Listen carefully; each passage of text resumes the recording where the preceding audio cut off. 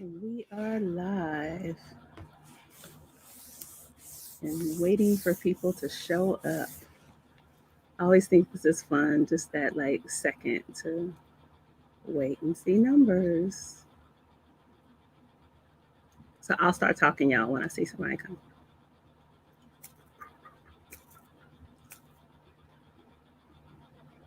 Did y'all know if you're nervous, before you start talking, if you go like this and you blow, it activates your sympathetic nervous system. So you just keep blowing.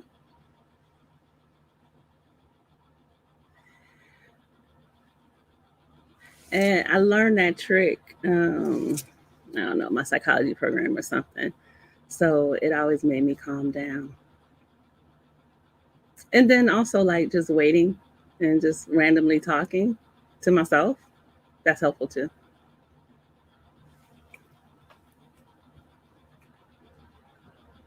This is the part I edit out.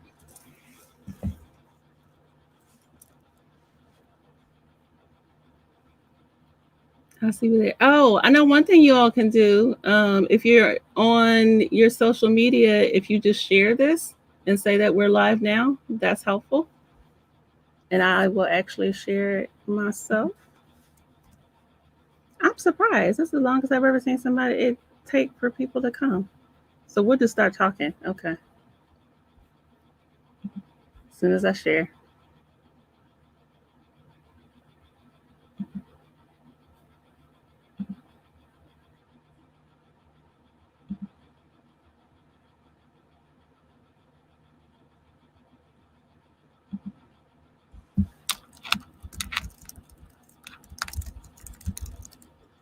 I see people.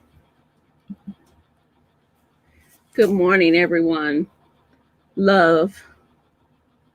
So whether we celebrate the European holiday of Valentine's Day or tomorrow is officially Black Love Day, I thought that it would be good for us to talk about the concept of healthy Black love. And so we started talking about it, and we looked at movies and books and just talking about love relationships in our own lives. And that's been an interesting journey to really think about, what does love mean and what does healthy Black love mean? And in that process, one of the things that I realized that I had to make the distinction is that we weren't talking about love of community, which is important, love of family, love of children. We're talking about intimate love, the kind where you build families and have connections with people, the kind that is about you and one other person. And so I began to think about that for myself. So I was asking myself, what does it mean to be in love? And how do I define healthy Black love? And as I thought about it, I was like, okay, so I was married for 18 years and decided to transition away from that relationship. And then after that, even had other relationships. And what I have walked away with is that there are many definitions of healthy Black love, and it shows up in many different spaces. So there isn't just one person that can say, this is what healthy Black love looks like. So as we celebrate Black love and healthy Black love, I wanted to pull in some of my colleagues to begin to have this conversation. So let me introduce you to them. Professor Nozibele Waithe, she is an anthropologist and also the owner of Grand Tressa, let me say it right, Natural Hair Products. Reverend Oshun Priest, queer sexologist, and she's the owner of Endless Spiritual Counseling, Estee, Nena, Dillard, and I always say she got 50 million names. My sister friend, that's a journalist. She's an author, and she is also a social commentator. She keeps us all straight on everything that's Black. And I own nothing. Tony Chimurenga is in the house. And just because we know that we always have to have ourselves clear from a literature perspective, I have my colleague, Dr. Corrie Claiborne, who is Associate Professor of African American Literature at Morehouse College. And finally, because all of us think that we're historians, but we got one sister that reminds us that we are not historians. So we need to shut the hell up and let her talk. Our historian in resident, Dr. Kenja McCray. Thank you for coming, ladies. Let's just jump into this conversation just immediately. I want to start with you, Professor Waithe. I want to talk about romance. And let me tell you why. Because I need to acknowledge something. So I get on this platform every single week, and flyers go out and people get organized to be able to come and do all of this stuff. And I don't do this by myself. In fact, I just show up and, put on some lip stuff and try to look cute. It is because that there are sisters that have my back that do this stuff every single week. So I need to acknowledge Beza Fakata, who is always doing everything. So anything that you see in terms of social media is because of Beza. And then my amazing office manager, Alethea Bonello, and then Sierra Cheney, who's always answering the phone. So there are a group of sisters that make this work happen. And so one of the things that happened is Beza made the flyer and she put the concept of romance on the flyer. That was one of the hashtags, and I took it off. And I was like, So my immediate response was kind of like this adversarial response to the concept of romance, and for a particular reason. And so I want to find out from you, since you're the anthropologist of the group, does the concept of romance exist in all cultures? That's a good question. A lot of times I used to hear romance as described as somebody who's romantic as those Roman antics. So something that was very negative and something that was not something that African-American people did. But as an anthropologist, we look at culture in three ways. A cultural anthropologist, we look at what's called a cultural universal, a cultural generality, and a cultural particular. For example, cultural universal is that all cultures have a way of raising their children, right? A generality would be that in some cultures, the child rearing is something that only women do, right? Or a particular would be like, or generality would be that in cultures, the immediate family raises the children, right? So that would be a mother, a father, aunt, uncle, grandmother. Or a particular in culture would be that the women raise the children, like in Western culture, or in the case of the sign, the men raise the children. That's a particular, something that happens in that particular society. So when we look at love, we can say love is a universal, that all cultures have a way of love and being loving and expressing love, right? So a generality would be this concept of romantic love, right? So, a love that is passionate, a love that inspires, relationships and marriages. And then that generality would be the Western form of romantic love. All cultures have romantic love. And you have Ted Fisher out of the University of Vanderbilt with his colleague, William Janorak. They study ethnographies of 166 different cultures to find out that some type of romantic love did exist. And it did exist in pre-colonial African culture, right?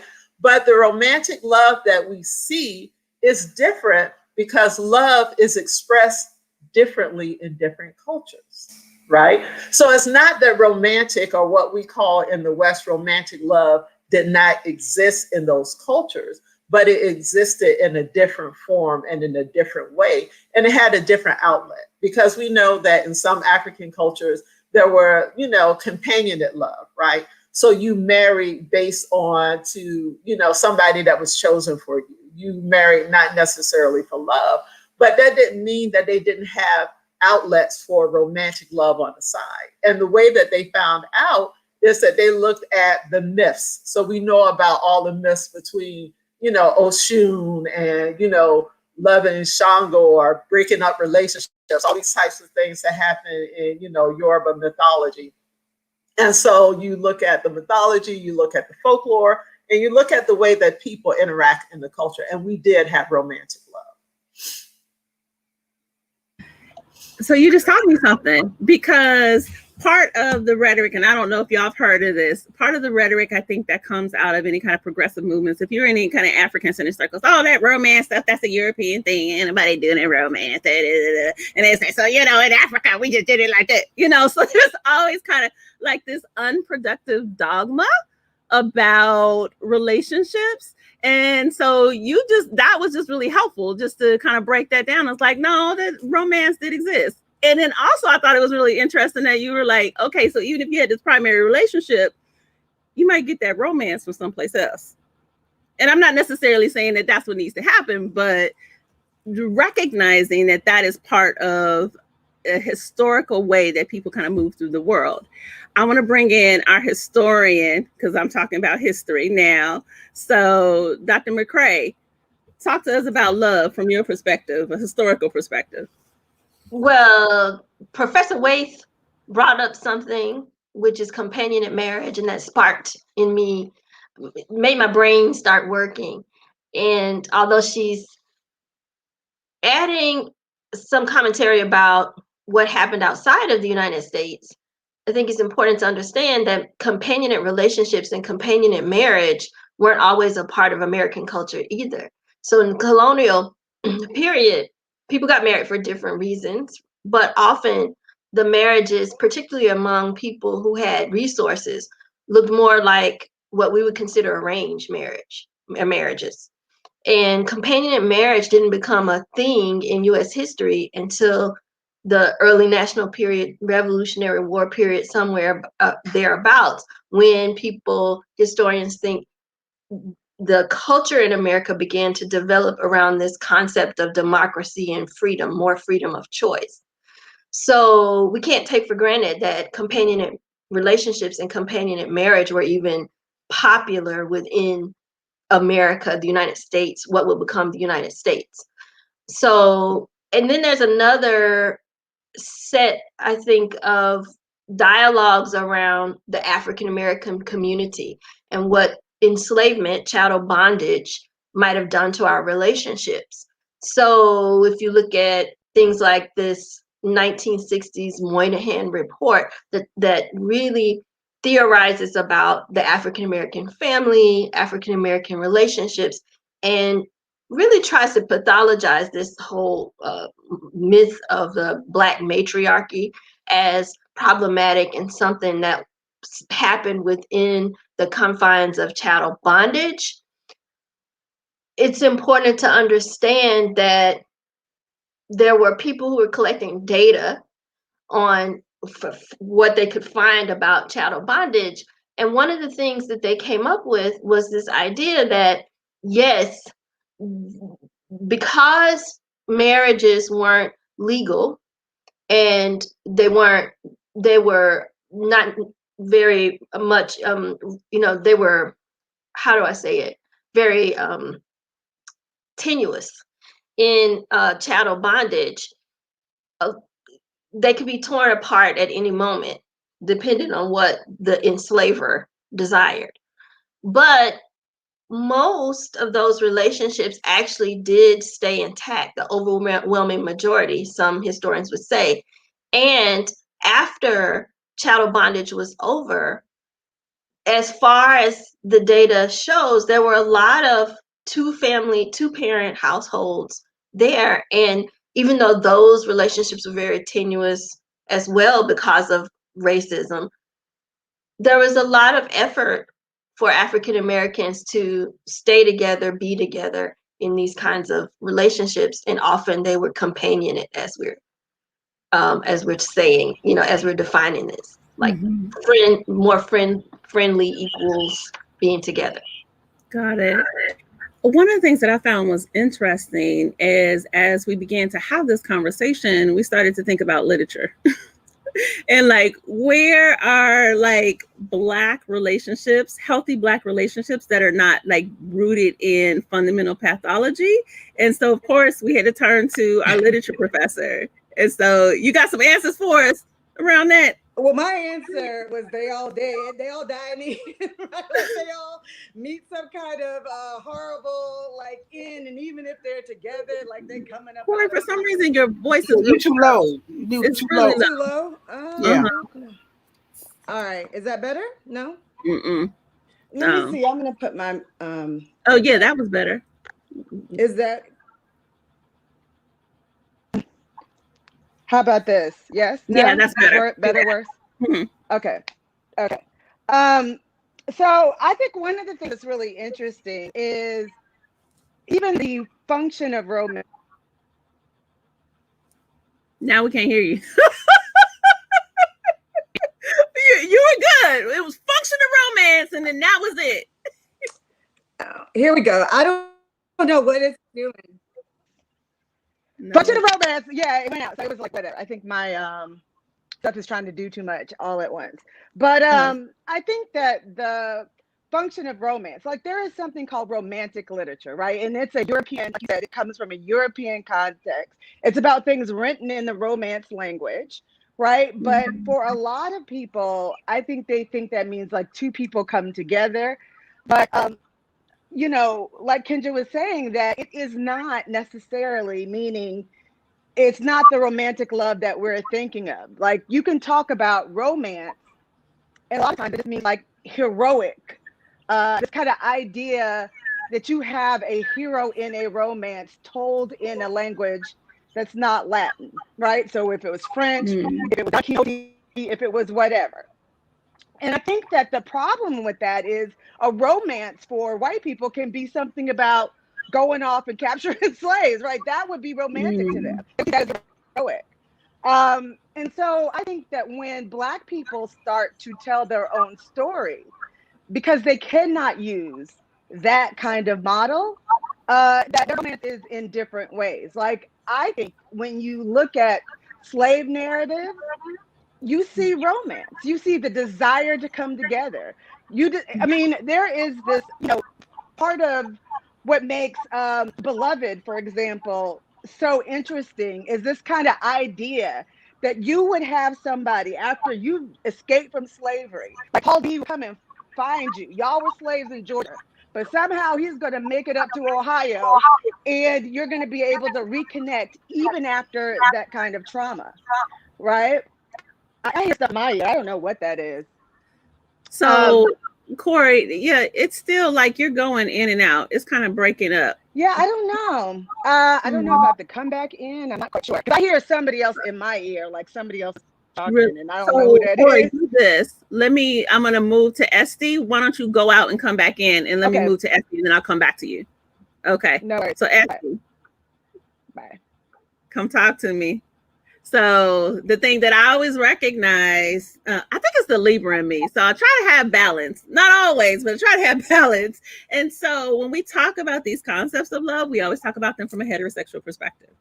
And it is as if there are no other kinds of ways of thinking about love. So when you're thinking about like healthy Black relationships, tell me what comes to mind for you. So yeah, it's both for me, the spirit and the queer. Because I think the other thing that stood out to me is in the introduction, you were like, I'm thinking about myself and one other person, and I also don't assume monogamy when I think about romance. Interesting. So I don't make that assumption at all. So I think that's part of the Black love story, right? I think the ways in which we choose to structure our relationships, how we have relationships, and I do think this notion of romance, our queer lineage tells us that folks were marrying men and having girlfriends too, right? So part of our queer lineage is also associated with different relationship structures that aren't just monogamous, and that we're honorable and that we're healthy, right? Now, the pathology conversation we'll get to later. But when I think about love that's healthy and robust, I absolutely think about spirit as well, because the purpose of love is the combination of this life force, of this energy that is undergirded by this honor and support and regard and connection that's unlike any other connection to any other person in that particular connection, not necessarily meaning that there's not another sacred, loving connection. So I think for us, for queer folks, it's very important to name that queer love is Black love too. That Black love isn't just about the Black family in the traditional sense. It's not just about seeing a Black man love a Black woman, but that two Black men loving one another romantically, and two non-gender conforming folks or trans folks or two female identified persons loving one another is just as glorious, it's just as beautiful, and it's just as central to our story as Black folks. Exactly, having my commentary, then I got myself on mute. I'll come to you, Nozibele, in a second, but hold on. I got to bring in Sister Thandi in this conversation. So, I always tease her because she loved Black trauma porn. Okay, so we're not going to talk about Black trauma porn right now. I told you, I gave you my instruction. From the larger social perspective, where the healthy Black love at? Wait a minute, what'd you say? Say again? From the what? From the larger social perspective, like in movies and literature, wherever, where you seeing healthy Black people loving on each other. So here's the thing. So you started out already. I done already got on you about, well, we can't discuss X, Y, and Z because that film happened last year. So I'm going to eat my words right now because I just saw a few days ago a film from last year or the year before, right? So I just watched Harriet, the one with Cynthia Erivo. I didn't want to see it during the hype. I couldn't do it. I was bored. Okay, let me go on and watch this film. And I'm mad that I allowed other people's opinions to color mine. So that's just a reminder to me. Got to see things with my own eyes and analyze for myself. And I'm only speaking for myself. I know we had not here live, but in other settings, we had talked about Their Eyes Were Watching God. We talked about Malcolm and Marie, I think. So we had talked about those other ones. But again, I just saw Harriet. And one of the many things that struck me was from the opening scene, how in love this man is, Mr. Tubman, with Harriet. Our mentor, Harriet Tubman. This man loved her. And the few scenes he's in, his love for her shines through to the point where after she has returned to come and get him and he can't go with her, he tells her, I would have died for you if you had let me. Well, damn. Brother say he want to die. What? Hello? Is this thing on? I'm like, damn, bruh. But no, seriously, from the beginning scene, you see how gentle he is with her. She's laying in the field because she's had one of her spells. And he doesn't come upon her as in, damn, she done fell out again. How long am I going to have to put up with this? He's very, very, no, seriously. It's like he understands who she is. And he's patient. And he is loving with her. And I was like, wow, all this chatter I've been hearing, nobody mentioned that part to me. And I know you want to stay on romantic love, so I'm not going to venture to the other parts of love. I'm going to try not to say nothing. I'm going to try to keep it to that. But yeah, where are the portrayals? They are there if we look for them. Now, you might not see but 5 minutes of it in a 2-hour film. Maybe it's not a 120-minute film that's devoted to that, but they're there. You just have to look. And in order to recognize it when you see it, you have to have a standard. That's why we have all of these sisters here for us to chop it up and talk it out. Right. And I think that's a good point. I see Ori Laffer is asking which movie is it. Ori, it is Harriet. So it is the latest version of the Harriet Tubman movie. I'm going to leave my comment about Mr. Tubman from a real historic perspective. And when she go back, I said it was the movie. Now, see, don't make okay. Now, if you want me to go there, if you want me to go there, I can go there. Wait a minute. Let's go back to. Okay, so we're gonna go back to you, Corrie. Okay, finish out this part around literature. Well, that was a good point. So I'm glad you brought up Harriet, because I think that partly because we're used to saying romance, and literally romance just means it's in a romance language. Usually it's a heroic and individualistic narrative, which is not what we think of as romantic love in the first place. Black people are going to have a difficult time fitting in that paradigm. So Harriet Tubman, a lot of slave narratives. There are all these books and written about how after slavery, people tried to find their loved ones, tried to find their husbands and wives, tried to bring their family back together, and got remarried as free people. And got remarried as free people. Like Heather Williams, this historian, has a great book, Help Me Find My People. There are other books literally about marriages in slavery. And I think that we always want to look at Harriet, because even then people don't realize Harriet Tubman got married again, right? So John Tubman, and this is the thing, like he makes those decisions that are tough that people have to make in slavery. He thinks she's gone. Right. So he gets married again. He's like, oh, I thought I was because that is a realistic thing. If somebody runs away from slavery, they ain't coming back. Right. They're not going to come back. Movie. Right. He thought she was dead. But dead or not coming back. When somebody's running away, they are not coming back. That is a logical assumption to make, whether they die or whether they escape. So for him to get married again, of course she's devastated, but it's one of those kind of things, like in the slave system, it didn't allow people to express love in the same way. So she has to go off, and the way she expresses love is in community. So she spends a lot of time freeing other people, working to free other people, but she does eventually get married again. So I think that we want to think, oh, well, John Tubman was a dog, and he could have been, right? But I think there is some kind of understanding on her end that slavery does not allow us to have this kind of notion of romance. And if you think about it, Gone with the Wind is one of the biggest romantic movies, books that we have that's centered around slavery, right? Like, and you ask, well, where is the romance in that? Right? Black people are not allowed to love other Black people. They want to follow behind Miss Scarlet.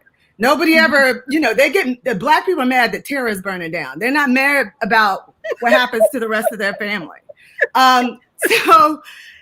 So I think that it's there. It is not the need for a Hollywood ending where everybody ends up together, I think is something we probably need to look at, because I think that for a lot of Black books and films, people end up with a knowledge of themselves, which is like at the end, that is their greatest love, right? And we think of that as a bad thing, right? I always mention like Their Eyes Watching God, like she ends up shooting Tea Cake in the end, but Tea Cake was flawed, right? Let's talk about it. Tea Cake was like a stepping stone for her to get to her love of herself, right? And so at the end, that is a happy ending. It does not seem like a happy ending because she does not end up with him, but it is a happy ending because she loves herself. She's like, I pulled in the weight of the world. I pulled it around me, and there I was, right? Like, I saw God. That's the thing where I have an issue, though, and we talked about this. So this is the part where we talked offline, is that so in order for us to think about love, we have to go beyond the idea of intimate relationship love, and particularly in literature a lot of times. And so even if we look at movies, so we like rattled off movies, and I'm curious to like what movies that you all think of. But when we're talking about specifically looking at Black people loving on each other, just period, point blank, in a relationship. And I said with two people, and Estee corrected me. There's another way to look at that. That's fine. That part is difficult. And I think that is by design, because it's almost like this idea of Black women should be happy being alone, or that our relationships need to be dysfunctional. And anytime we talk about love, we have to talk about all these other things. No, I want to talk about Black damn people loving on themselves, period, point blank. But I think that's, again, we're using a European construct. You cannot, I don't care if you're with somebody you love, if you don't love your community, you're not in love, right? Like something's wrong with you. And so to say that, and I think that, for example, let's use Martin Luther King and Malcolm X, right? Like people talk about their love story, that whether we know Martin Luther King cheated, all this other kind of stuff, but he does have this whole history. You can go look it up, at beautiful love letters between him and Coretta Scott King. They talk about the books that they're reading. He talks about she's the most beautiful thing, that she's like a true partner. After he dies, she's like devoted to continuing his legacy, even though she knows he did all this other kind of stuff. But there is one point where, she's like, okay, he won the Nobel Prize, and you get the equivalent of $1 million when you win the Nobel Prize. So he proceeds to give it all away. And she's like, at what point, did you ask me, did I want to, are you gonna give me a nice house? Are you gonna give me this? And he says that my love for you basically is my giving this money away, right? That is, my thing is, yeah, I could give you a bigger house, but aren't we more concerned for Black people in general? I think that is true. Like if you are committed to, the liberation of Black people, your gift to Black people is a gift to me, right? Like, and I think we always sort of narrow that down. And it's the same as Malcolm X. You could say, well, did he love, Betty? Did he, he was always away, always in the street, always, going out for Black Where's people. The balance? But I think that, think that in a lot of ways, if you have a couple that's equally committed to social justice, like Martin and Coretta, like Betty and Malcolm, that in some ways that is also romance, right? And I think that because we don't see him, in a picnic, or taking that $1 million to build her a big house, and they still had that little house up on Sunset. I think that people sort of see it in a different way. Let me jump in here. So I know Nozibele, you want to say something, and then Professor McCray, and then I want y'all to address like movies too. I want to think about this more broad and the movies that we're seeing about Black love. But go ahead, Nozibele. Oh, one of the things that I was thinking about, that I absolutely agree with you, Corrie, that we look at African-American people have a different lens for which we view love, right? That our particular situation is that we look at it from the standpoint of an African, because just because we were brought over here and enslaved doesn't mean that we're no longer African. We have what Sterling Stuckey calls the African cultural continuities, right? So we're so African that we can't get rid of it. Even in the way we speak, like I be doing this and I be doing that, that's just like the African is not going to go away.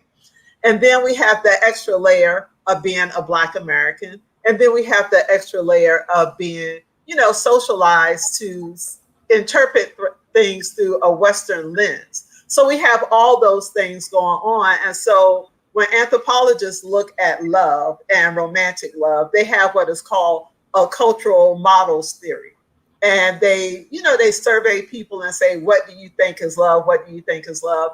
And they use the Western cultural model theory, and we don't fit in anywhere. So I agree with you, because they said Western love is like someone who's obsessed with me, or someone who buys me things, or someone who does that. But because of African reality and because of how we're structured, it doesn't, and I know, Estee, I want you to speak to this too, ownership doesn't necessarily imply love for African people. You know what I mean? And the ownership in terms of, you my lady, and you my, all that jealousy type of stuff, in a way, that doesn't really apply to that, because we have been so oppressed, I think. It looks different. So the way that we express love, we're trying to shove a round peg into a square hole. And I think that's why everyone ends up dying. But, because it's like, oh, I can't, what can I do? Lazy plot writing, let's kill them off, because I don't know where to take it from here. So, but definitely I want to talk about Malcolm and Marie, but, Dr. McCray and Estee. Go ahead, Dr. McCray. Yeah, I wanted to address a couple of things that were said. We talked about the influence of enslavement. Thandi started us off with the movie Harriet, and the love between Harriet, her first husband, slavery, her running away from bondage, breaking that up. And then you got into Professor Claiborne, Tea Cake and Janie, and Their Eyes Were Watching God. And I do want to tie that into some of the movies and the literature that we're discussing. So it's not just chattel bondage, but it's the specter of chattel bondage that expresses itself in systemic racism that also it's like an overlay for our love stories. And I did see that when you gave us this homework, Dr. Ojelade. I didn't get no homework. Don't be having people think I assigned homework. When you gave us this homework, I started doing my homework. But you do. and yeah, right.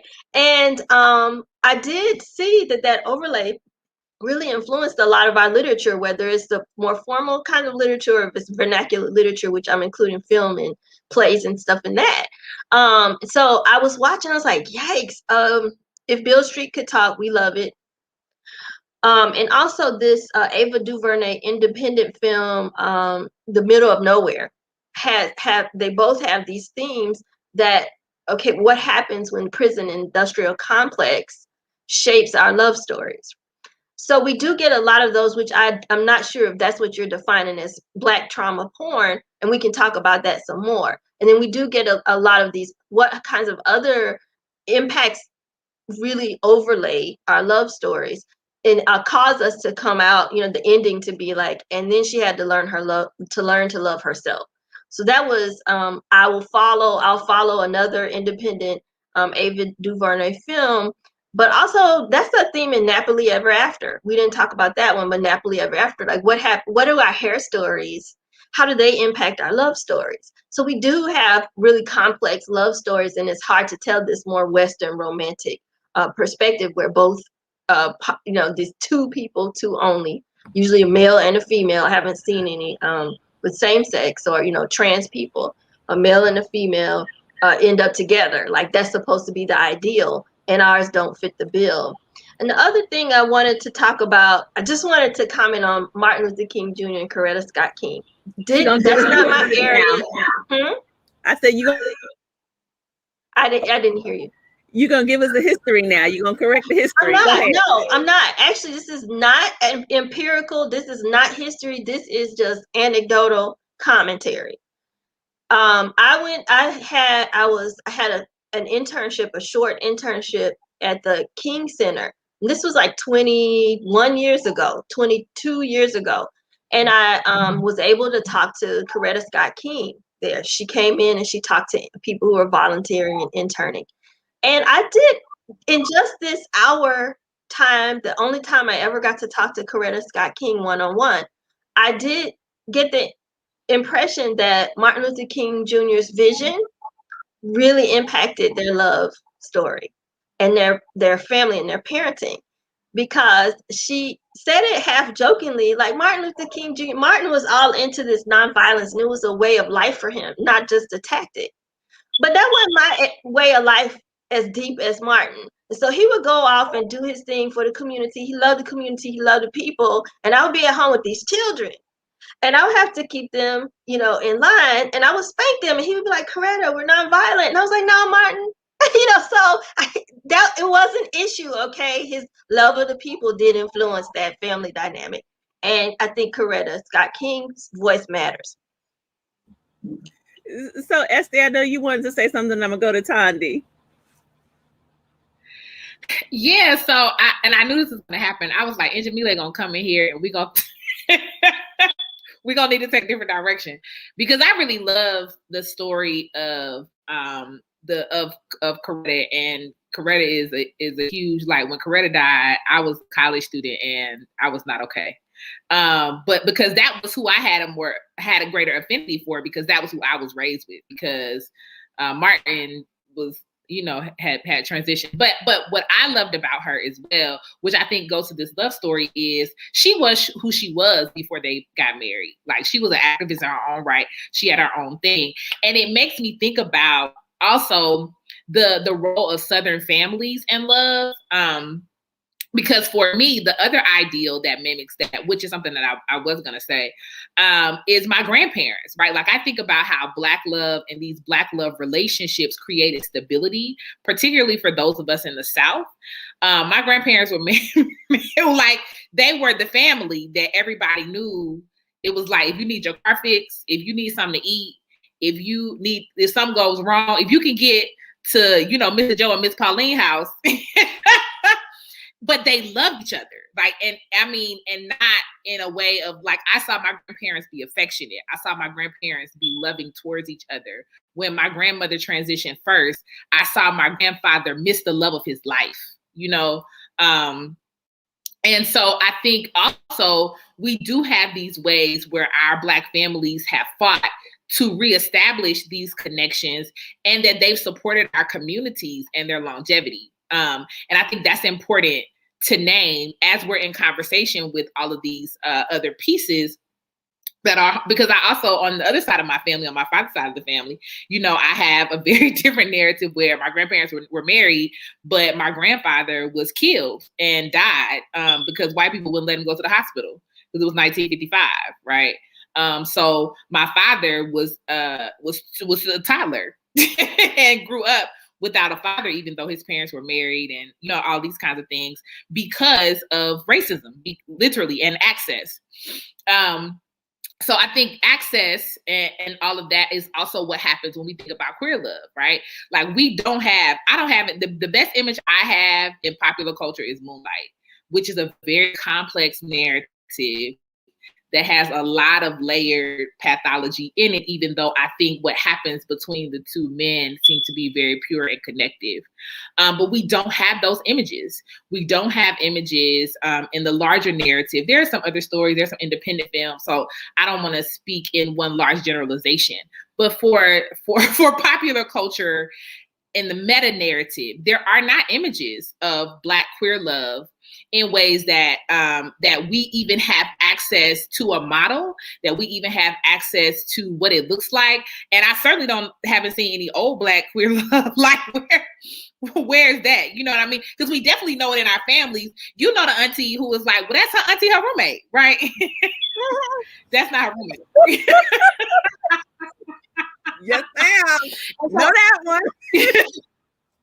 That complicates it because what happens is we lose the truth of that narrative because we are covering and because we are, you know, kind of cloaking these truths in other ways that we all culturally agree. We also lose the ability of that narrative to be pervasive and that truth to be told. You know, part of what we talk about as in Black feminist and womanist circles is we tell our stories because that's how you know we were here.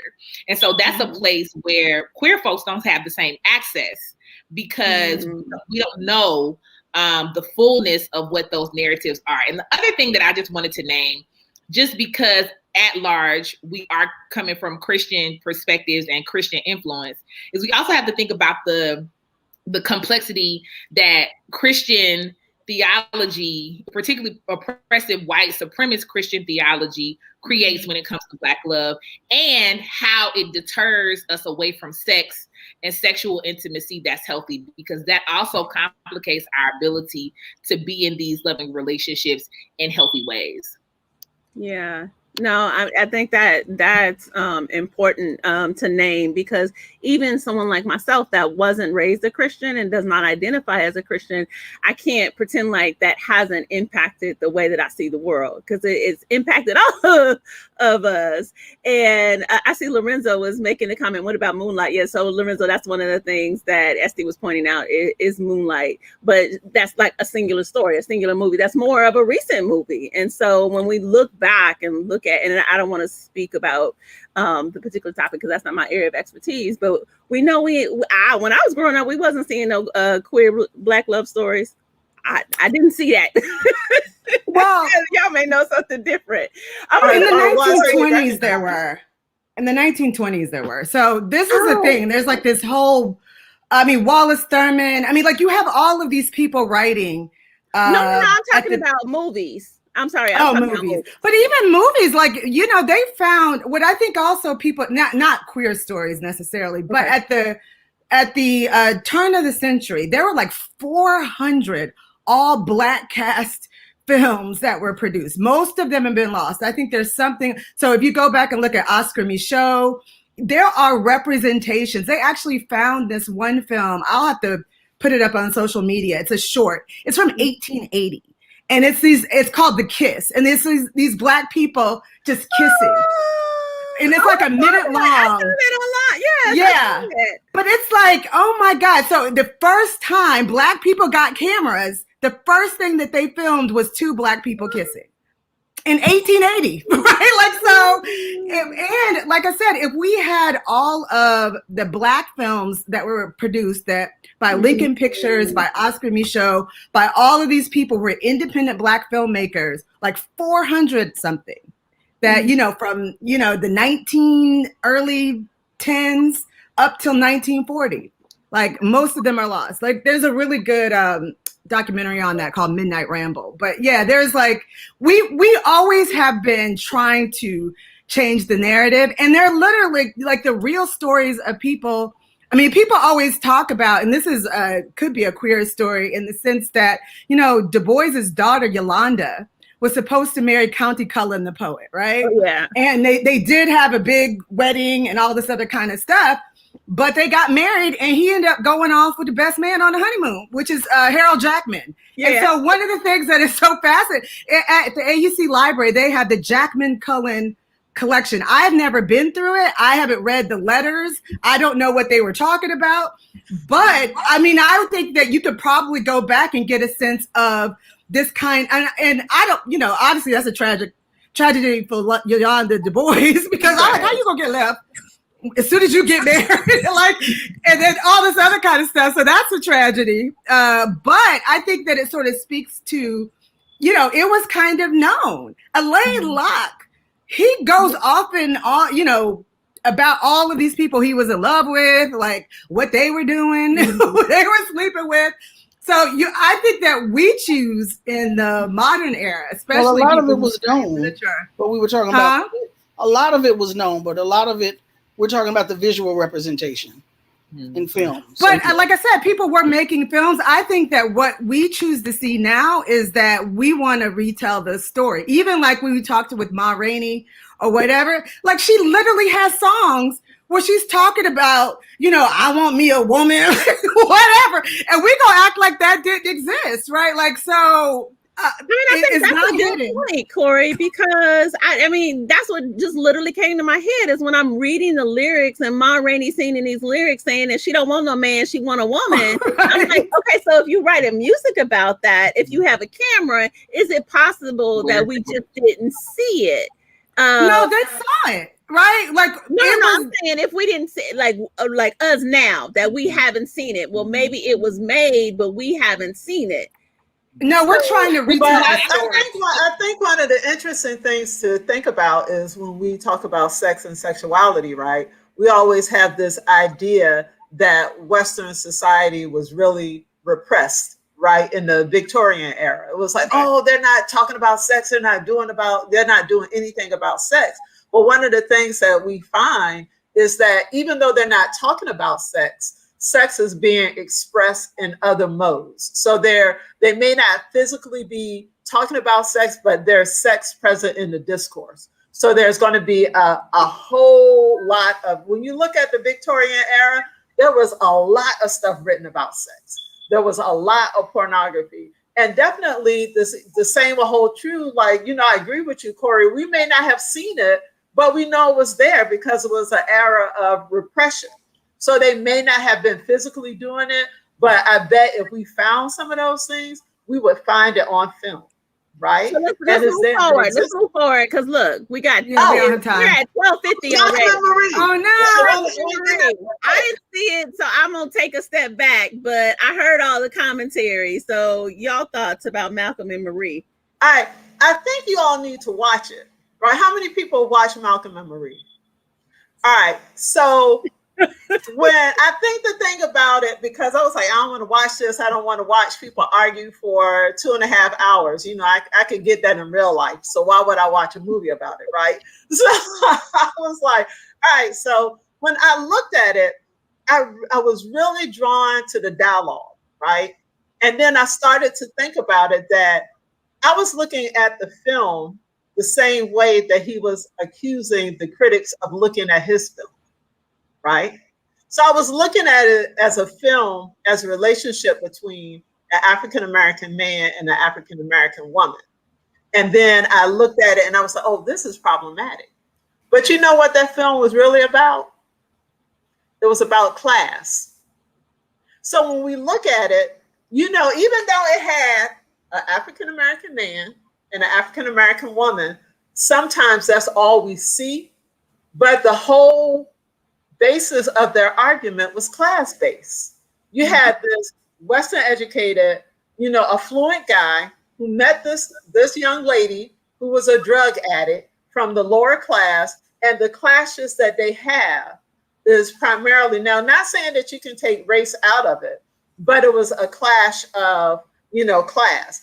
And I want us to talk about that, because a lot of times when we look at these things, it's like, okay, this is about race. This is problematic because it's a Black man and, you know, it's about Black people loving or not loving, but we leave out the other factors. So I want to hear what you all think about that. And if you step back and look at it as a film about class, and let's say, okay, we're racially evolved and we can like step back from that a bit. What do you all think about that?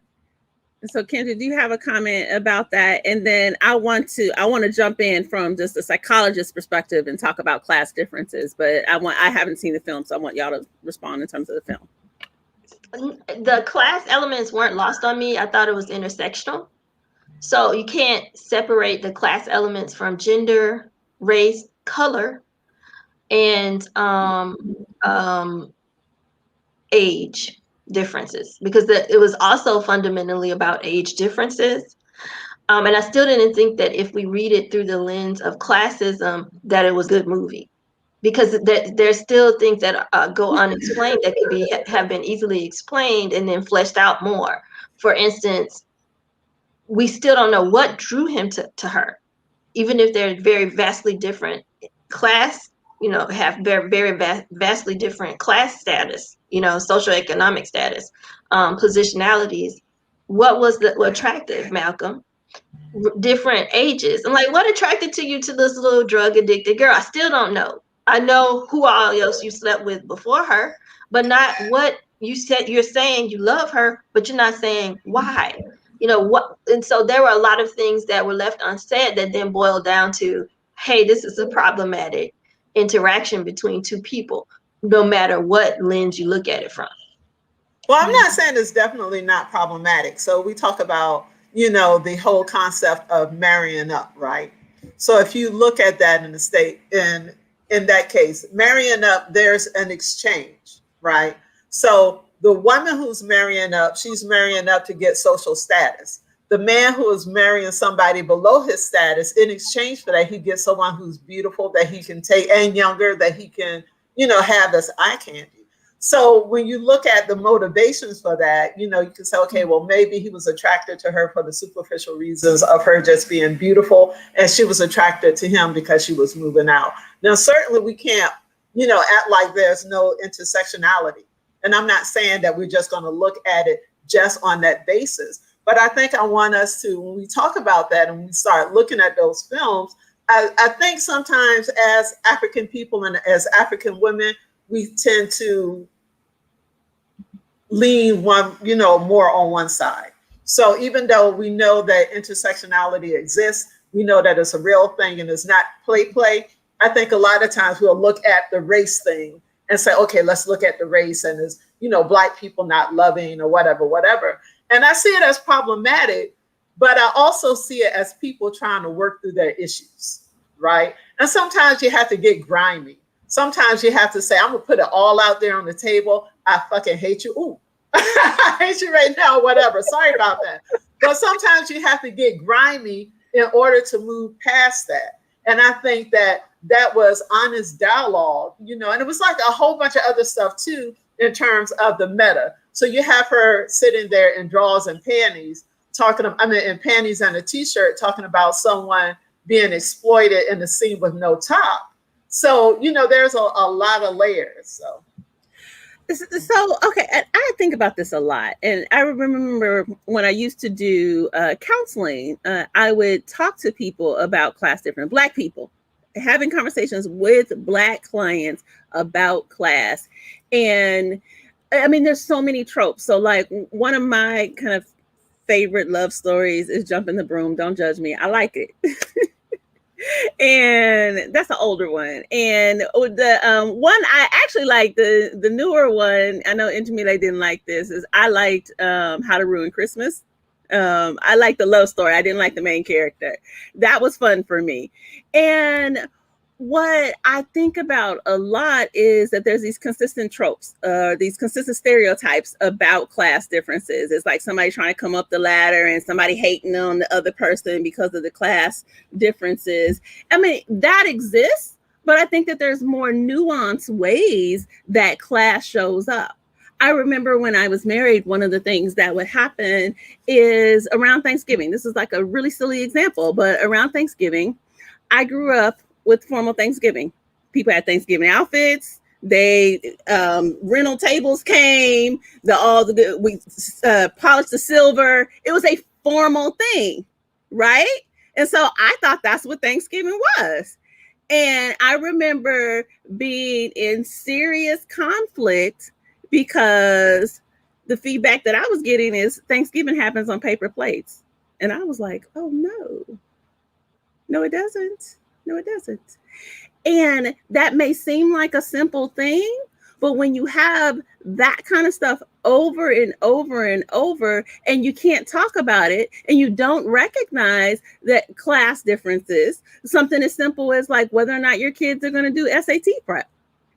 That seems like trivial, but those things are the little things over time that eat away at relationships. And those are the things that I would always get people to talk about, is when you start seeing the other person as like evil versus like recognizing, no, straight up, I know there's this thing that all Black people are the same, but we're not all the same. We have some legitimate differences, and we have to be able to be comfortable to talk about those differences. Ladies, we're at the end of our time. So we can do one of two things. We like literally have 2 minutes left.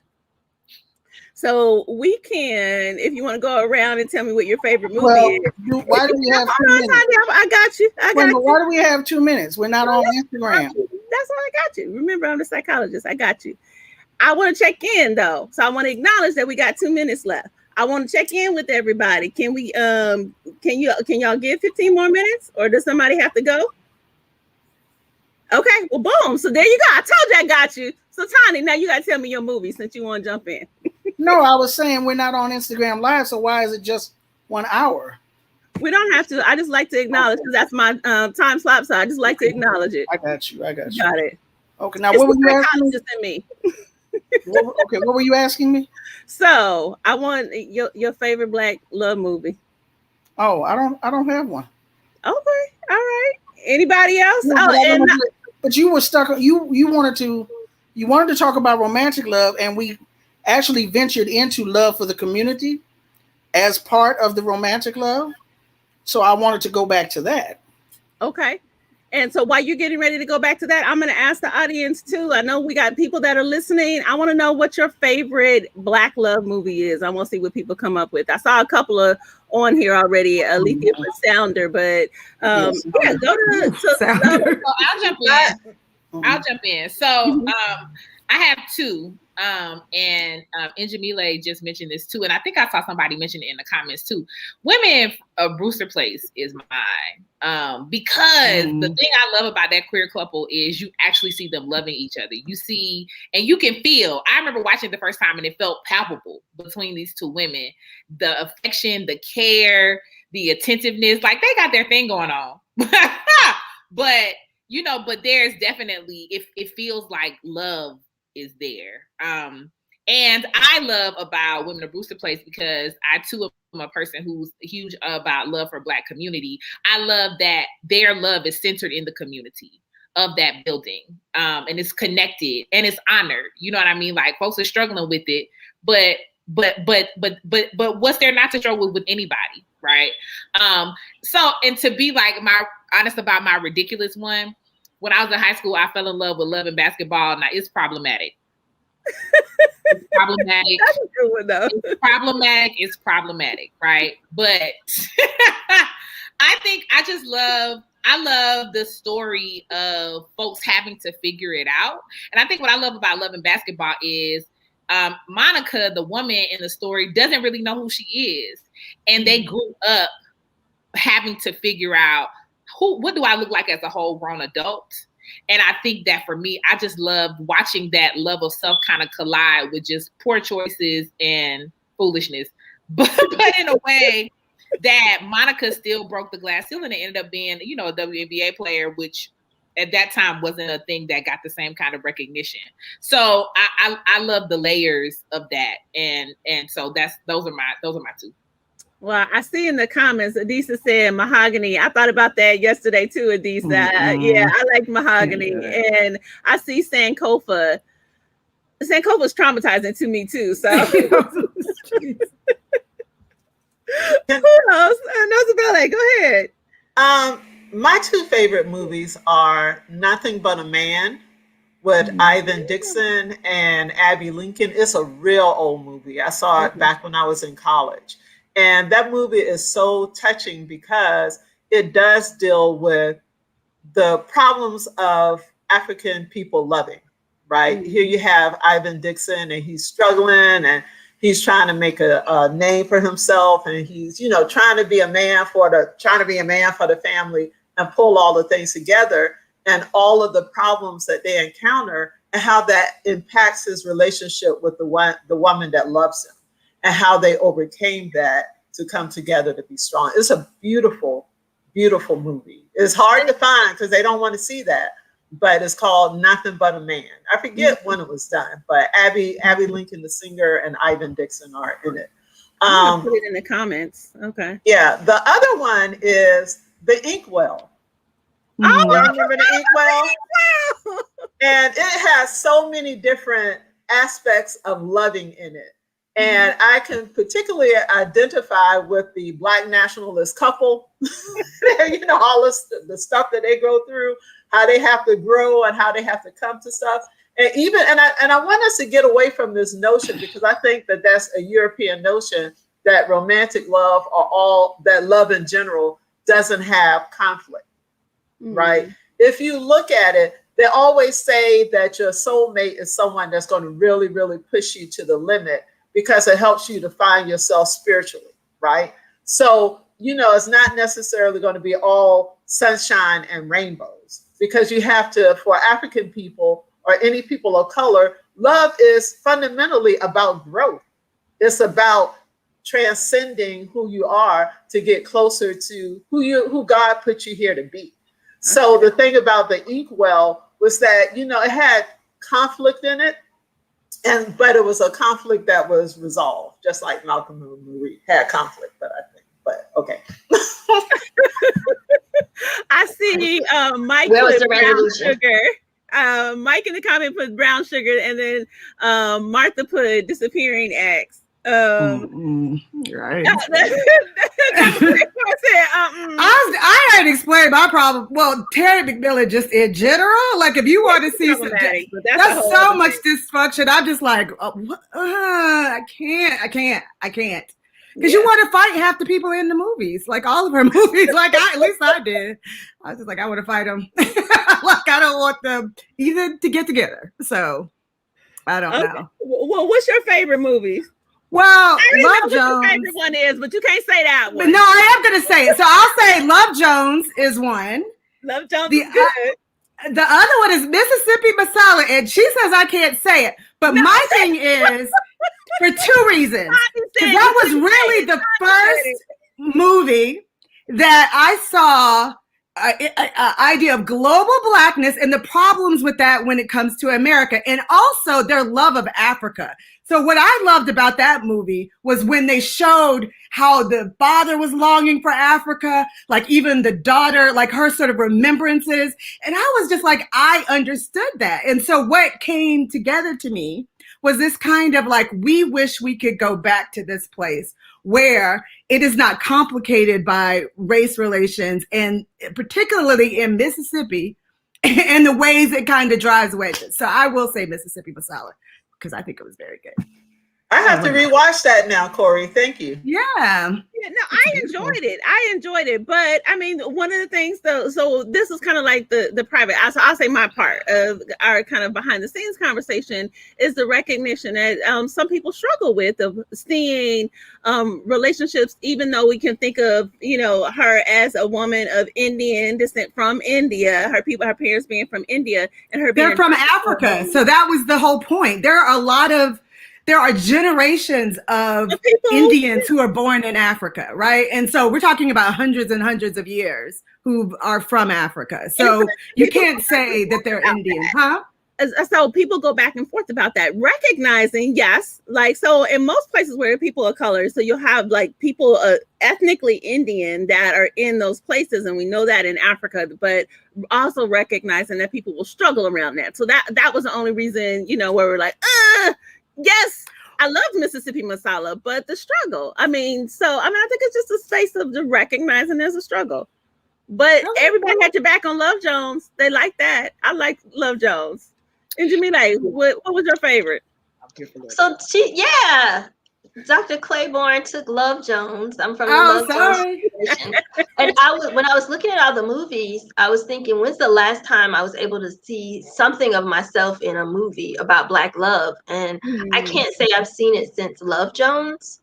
And before that, though it was problematic, it's problematic when I look back on it. I was like, this is problematic in a lot of ways. And then the other was Mo Better Blues before that. In high school, I loved Mo Better Blues. And a part of, I think, what I liked about Mo Better Blues, although it was also problematic in some ways, a lot of ways, was seeing representation of people who look like me as the leading lady. And that's not easy to find. Ava DuVernay does a good job of casting brown or darker women as love interests.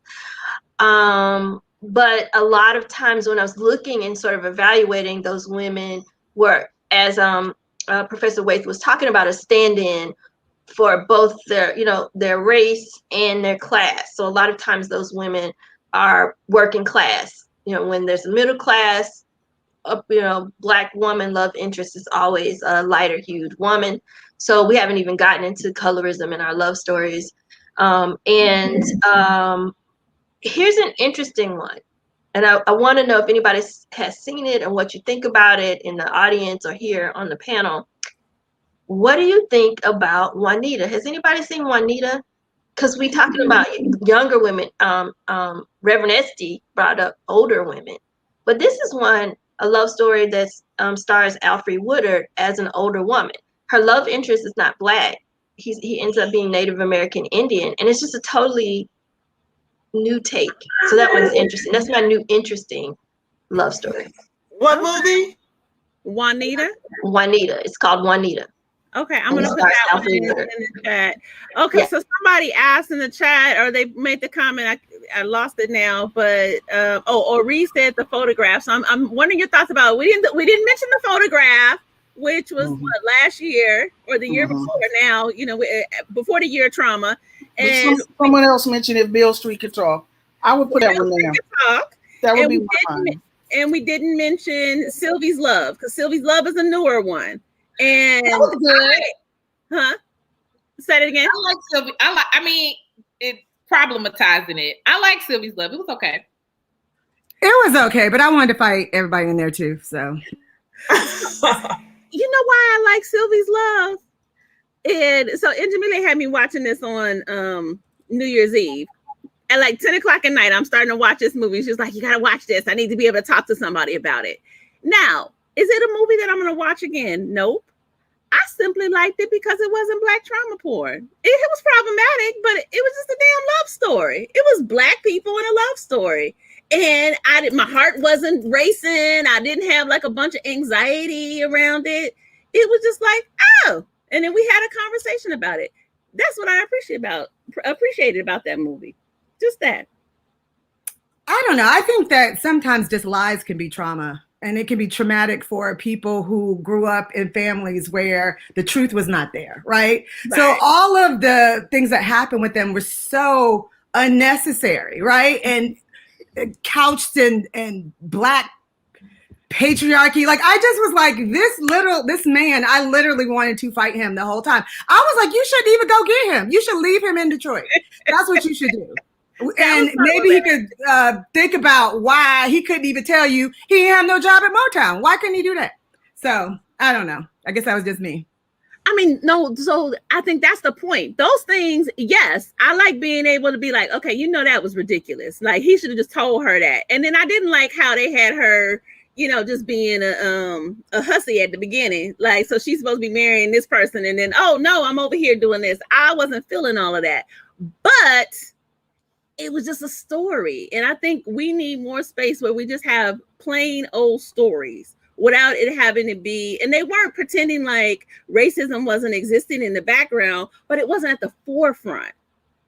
That's the part I appreciated about it. Anybody else? Photograph? If you just want just plain love, is it I think it's Small Axe? I haven't seen it, and Jamila keep telling me to watch it.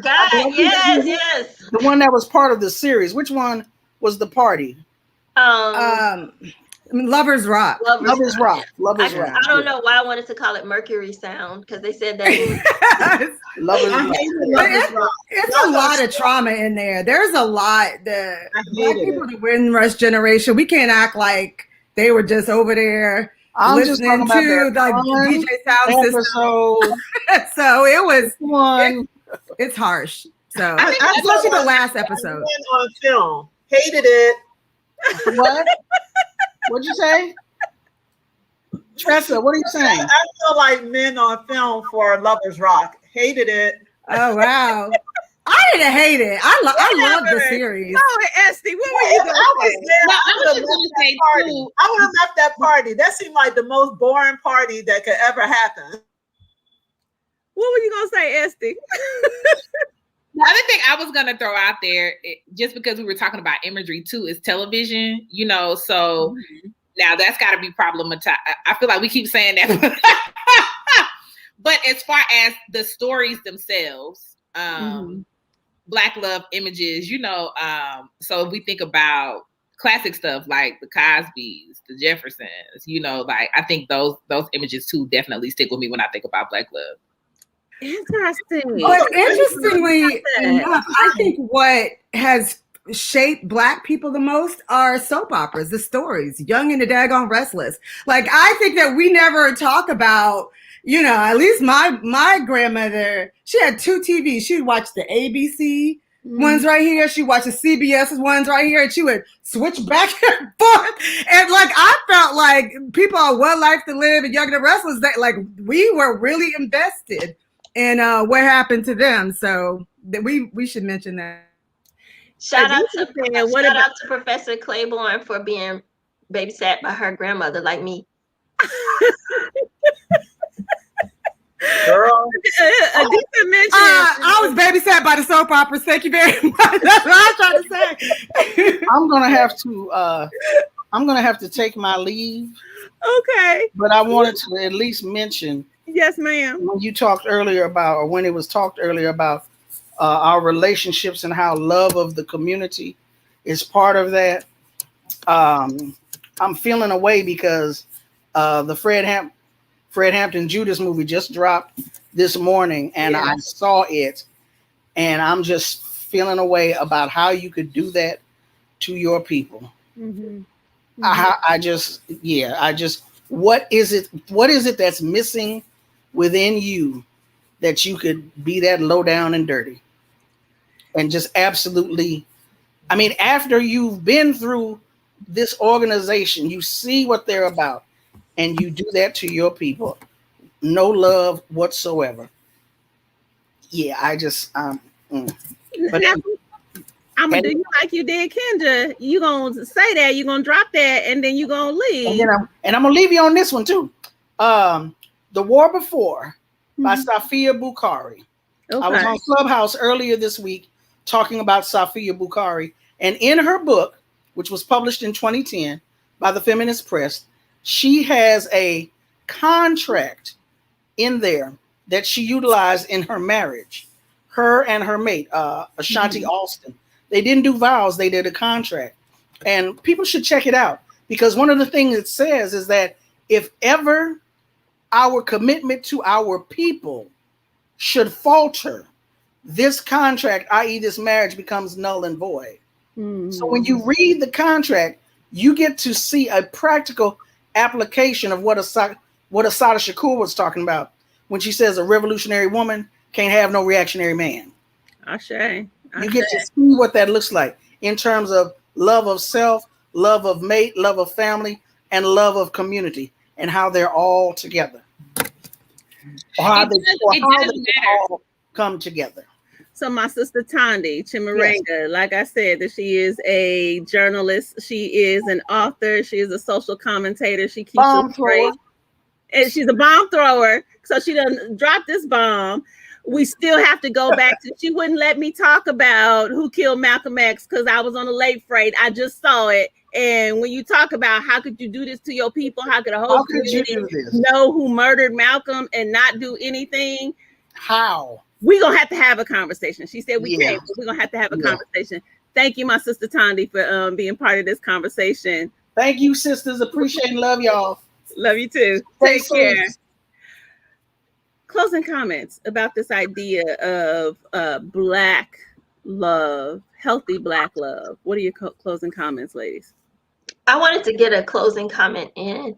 Reverend Estee brought up something earlier about the ways that Southern families, and I think you were talking about in a particular context, heterosexual Southern families provided a certain stability.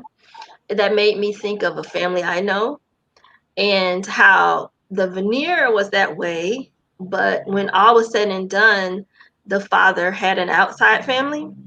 And that made me think about this issue of polygamy, and that's something we didn't touch on that maybe we need to take up when we're evaluating, this idea of a non-Western lens and intersectionality, because it's there within our community and it needs to be discussed. Absolutely. Other closing comments? I'll jump in, and I'm going to go in a slightly different direction and just say that, most of us here are partnered and experience the joy and have chosen to be in relationships, lifetime relationships. So Black love is beautiful. I mean, Nozibele always said it, your soulmate is going to push you to the limits, but all the way. But the best investment I've ever made is in my partner and in my primary love relationship, because it's worth the work. It's made me my best me. It's helped me to see myself. It's helped me to go to the parts of myself that I was gonna leave alone. But partnership and love and romantic love and good sex and choosing to begin and out. Can I get an amen for good sex? Hey, you ain't never lied. Get you some. You ain't got to have a life partner for that. Get you some. Get you a whole piece. Get you a piece. Let your listen. So I think that's just what I want to leave people with, is why we have to consistently be interrogating it, why we got to be in and out of therapy and dealing with our stuff. To get the fullness of the beauty of it, it's well worth the work. It's who we are. It's like Nozibele also was saying, we so African. It's African for us to be in these relationships and to be invested in them, and to be willing to locate ourselves in whatever structure is the one that honors our own spirit and our own path. So be Black love, do Black love Black love. Ashe. All right. Corrie. Hard one to follow up. Well, I will say I'll always return to literature, and this is what Nikki Giovanni said in one of my favorite poems, Nikki Rosa. Black love is Black wealth, right? Black love is Black wealth. And I think that one of the things that we have to understand is that we are rich. We have a culture of riches. We have a culture that if you are interested in actually knowing it will show you that love has always been there, right? Mm-hmm. Intimate love, family love, community love, all sorts of ideas of love. And that is what we, even if you just want to focus on a partner, that is what you will need, that kind of knowledge in order to love, I think, in this 2021. So. Ashe. And based on what everyone has said, I did the math and it checks out. I see no lies, so I don't have anything to say. I love it. And so one of the things that I also appreciate about this group of amazing women that I have here is just the power of love and intimate love that we see here. So we've got my sister, Estee Dillard, who's a Reverend, Orisa priest, and queer sexologist and owner of Endless Spiritual Consulting. And just that idea of standing up and always reminding us that Black love looks in so many different ways and we can be partnered in different ways. And then my colleague, Dr. Professor, we call you Dr. Professor Corrie Claiborne, who is the Associate Professor of African American Literature at Morehouse College, who has been in a solid relationship for over a decade, right? Okay. And then my other colleague, who's an anthropologist and owner of Grand Tressa Natural Hair Care Products, and has been, I think she trumps all of us. So she's been married well over 20 years. How many years has it been, Nozibele? Girl, I don't know. Do I count in dog years, national years? It's one of those years. We've been together since time. Professor Nozibele Waithe, long-term married woman, and then our other second long-term married woman for 22 years, Dr. Kenja McCray, who's a history professor. And again, she always reminds us to mind our own damn business and get out of this idea that we think that we historians. So thank you, ladies. So listen, we are here every single week. These amazing women that you have heard today in this conversation have agreed to show up once a month. So we're going to have First Fridays, and we are going to have conversations. Next month is Women's History Month. And so we're going to be talking about Black women's history. That's the only history that's important to us right now. So we're going to talk about Black women's history next month. So every Friday at 12 o'clock noon, please show up. First Friday, 12 o'clock noon, show up, listen to this conversation, and do me a favor. So I see people that are still listening. Can you like this? Share this, make a comment. Even after we go off, make a comment so our voices can be spread far and wide. Thank you, guys. Take care. Follow us on